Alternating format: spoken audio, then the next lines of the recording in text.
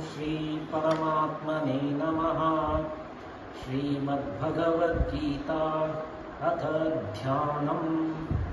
ॐ पार्थाय प्रतिबोधितां भगवता नारायणेन स्वयं व्यासेन ग्रथिता पुराणमुनिना मध्ये महाभारतम्। अद्वैतामृतवर्षिणीं भगवतीम् अष्टादशाध्यायिनीम् अम्ब त्वामनुसन्धधामि भगवद्गीते भवद्वेषिणी। नमोऽस्तु ते व्यासविशालबुद्धे फुल्लारविन्दायतपत्रनेत्र। येन त्वया भारततैलपूर्णः प्रज्वालितो ज्ञानमयः प्रदीपः। प्रपन्नपारिजाताय स्तोत्रवेत्रैकपाणये ज्ञानमुद्राय कृष्णाय गीतामृतदुहे नमः। सर्वोपनिषदो गावो दोग्धा गोपालनन्दनः।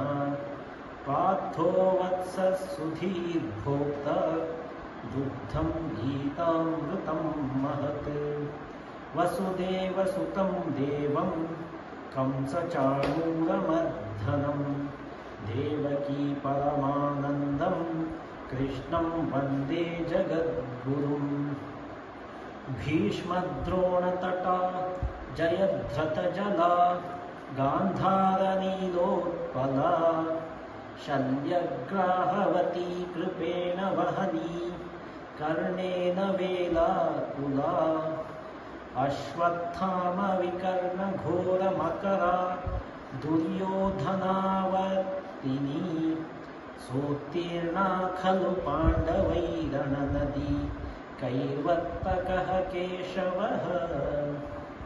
पाराशर्यवचः सरोजममलं गीतार्थगन्धोत्कटम् नानाख्यानककेसरं हरिकथा सम्बोधनाबोधितम्।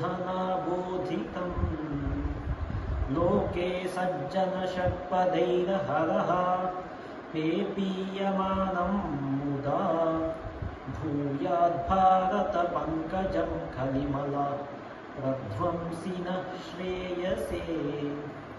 मूकं करोति वाचालं पङ्गुं लङ्घयते गिरिं यत्कृपातमहं वन्दे परमानन्दमाधवम्। यं ब्रह्मा वरुणेन्द्ररुद्रमरुतः स्तुन्वन्ति दिव्यैस्तवैः वेदैः साङ्गपदक्रमोपनिषदैः गायन्ति यं सामगाः। ध्यानावस्थिततद्गतेन मनसा पश्यन्ति यं योगिनौ यस्यान्तं न विदुः सुरासुरगणाः। देवाय तस्मै नमः, देवाय तस्मै नमः।